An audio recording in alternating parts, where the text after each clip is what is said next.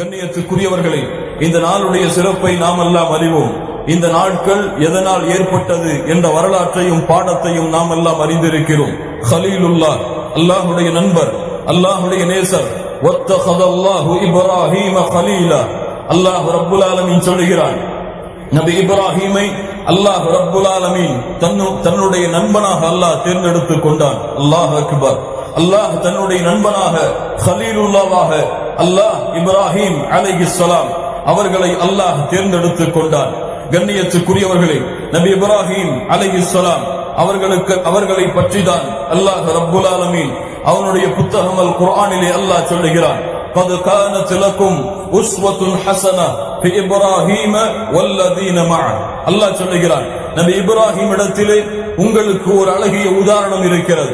நபிக்கு முதலாவதாக சொல்லுகிறான். அவர்களை தொடர்ந்து நபியை பின்பற்றக்கூடிய முஹம்மது ரசூலுல்லாஹ் ஸல்லல்லாஹு அலைஹி வஸல்லம் அவர்களுடைய சமூகத்தை பார்த்தும் அல்லாஹ் சொல்லுகிறான், உங்களுக்கு நபி இப்ராஹிம் அலைஹிஸ்ஸலாம் அவர்களிடத்திலே அழகிய உதாரணம் இருக்கிறது என்று அல்லாஹ் சொல்லுகிறான். கண்ணியத்துக்குரியவர்களே, இந்த இஸ்லாமிய மார்க்கத்தை, அல்லாஹுவால் தேர்ந்தெடுக்கப்பட்ட இந்த இஸ்லாமிய மார்க்கம், இன்னத்தீன இன்தல்லாஹில் இஸ்லாம், அல்லாஹுவால் அங்கீகரிக்கப்பட்ட, ஒப்புக்கொள்ளப்பட்ட, ஏற்றுக்கொள்ளப்பட்ட ஒரே மார்க்கம் இஸ்லாம் மட்டும்தான். وَمَن يَبْتَغِي غَيْرَ الْإِسْلَامِ دِينًا فَلَن يُقْبَلَ مِنْهُ وَهُوَ فِي الْآخِرَةِ مِنَ الْخَاسِرِينَ. இஸ்லாம் அல்லாத வேறு வழிகளை யார் தன்னுடைய வாழ்க்கைக்கு தேர்ந்தெடுக்கிறாரோ அதை அல்லாஹ் அங்கீகரிக்க மாட்டான். நாளை மறுமையிலே மிகப்பெரிய நஷ்டவாதிகளில் ஒருவராக அவர் மாறிவிடுவார் என்ற எந்த இஸ்லாமை பற்றி அல்லாஹ் சொல்லுகிறானோ அந்த இஸ்லாமிற்கு அல்லாஹ் ரப்புல் ஆலமீன் வைத்த பெயர் என்ன தெரியுமா? அல்லாஹ் ரப்புல் ஆலமீன் சொல்லுகிறான், وَمَن يَرْغَبُ عَن مِّلَّةِ إِبْرَاهِيمَ إِلَّا مَن سَفِهَ نَفْسَهُ. யார் இப்ராஹிமுடைய வழியாகிய இந்த இஸ்லாமை புறக்கணிக்கிறாரோ, இப்ராஹிமுடைய வழி என்று அல்லாஹ் இந்த இஸ்லாமிற்கு பெயர் வைக்கிறார்.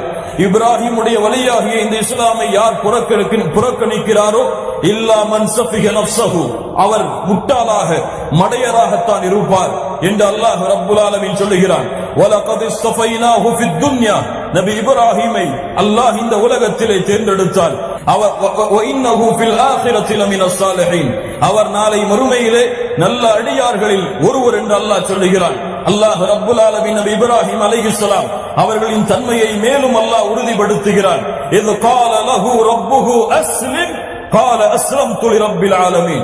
இப்ராஹிம் அலைஹிஸ்ஸலாம் யார் என்று நினைத்துக் கொண்டீர்கள்? அல்லாஹ் சொல்லுகிறான், ரப்பாகிய நான், அஸ்லிம், நபி இப்ராஹிமே கட்டுப்படு என்று சொன்னால் அஸ்லம்து லிரப்பில் ஆலமீன். இப்ராஹிம் அலைஹிஸ்ஸலாம் அடுத்த வார்த்தையாக சொல்லுவார்கள், என் ரப்புல் ஆலமீனே உனக்கு நான் முழுவதுமாக கட்டுப்பட்டு விட்டேன் என்று அல்லாஹ் ரப்புல் ஆலமீன் சொல்லுகிறான். மா கான இப்ராஹிம் யஹூதிய்யா வலா நஸ்ரானிய்யா. இப்ராஹிம் யஹூதியாகவோ நஸ்ரானியாகவோ இருக்கவில்லை அலைஹிஸ்ஸலாம். வலாக்கின் கான ஹனீஃபன் முஸ்லிமா. அல்லாஹ் சொல்லுகிறான், இப்ராஹிம் யார் தெரியுமா? அலைஹிஸ்ஸலாம் இவர் ஹனீஃப். இவருடைய தௌஹீதில், இவருடைய லா இலாஹ இல்லல்லாஹ்வில் ஷிர்க் கலக்கப்படவில்லை. ஹனீஃப், சுத்தமானவர், தூய்மையானவர், ஷிர்க் கலக்கப்படாத தௌஹீதை கொண்டவர், தௌஹீதின் தலைவர். ஹனீஃபன் முஸ்லிமா, அல்லாஹ்விற்கு முழுவதுமாக கட்டுப்பட்டவர். வமா கான மினல் முஷ்ரிகீன். அல்லாஹ் சொல்லுகிறான், இந்த இப்ராஹிம் அலைஹிஸ்ஸலாம் முஷ்ரிக்குகளில் ஒருவராக இருக்கவில்லை. லா இலாஹ இல்லல்லாஹ். கண்ணியத்துக்குரியவர்களே, நபி இப்ராஹிமை அல்லாஹ் பல வழிகளிலே அல்லாஹ் சோதித்தான். வஇத் இப்தலா இப்ராஹீம ரப்புஹு பிகலிமாத்தின். பல வழிகளில் அல்லாஹ் இப்ராஹிமை சோதித்தான். ஃபஅதம்மஹுன்ன. எல்லா வழியுடைய சோதனையையும் பூர்த்தி செய்தார். அல்லாஹ் கூறினான், قال إني جاعلك للناس إماما. இப்ராஹிம் அலைஹிஸ்ஸலாம் அவர்களை, உங்களை அல்லாஹ் மனித குலத்திற்கு தலைவராக தேர்ந்தெடுக்கிறான். லா இலாஹ இல்லல்லாஹ், கலீஃபாவாக ஆக்குகிறான்.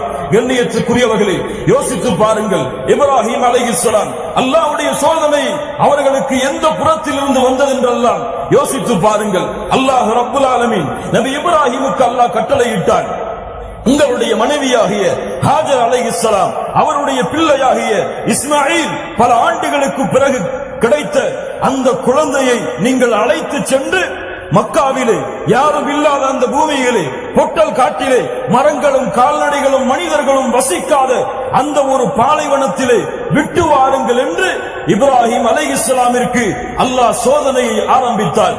கண்ணியத்துக்குரியவர்களே, அல்லாஹ் கட்டளையிட்டான், ஏன் என்று கேட்கவில்லை. யா அல்லாஹ், ஏன் மக்காவிலே விடச் சொல்கிறாய்? யா அல்லாஹ், எங்கே விடச் சொல்கிறாய்? யா அல்லாஹ், அங்கே தண்ணீர் இல்லையே, யா அல்லாஹ், அங்கே உணர்வில்லையே, யா அல்லாஹ் என்று காரணங்களை எல்லாம் லம் யஸ்அல், இப்ராஹிம் அலைஹிஸ்ஸலாம் கேட்கவில்லை. அல்லாஹ் கட்டளையிட்டான் என்ற ஒரே காரணத்திற்காக தன்னுடைய மனைவியை அழைத்து வருகிறார்கள், தன்னுடைய குழந்தையை, கை குழந்தையை அழைத்து வருகிறார்கள்.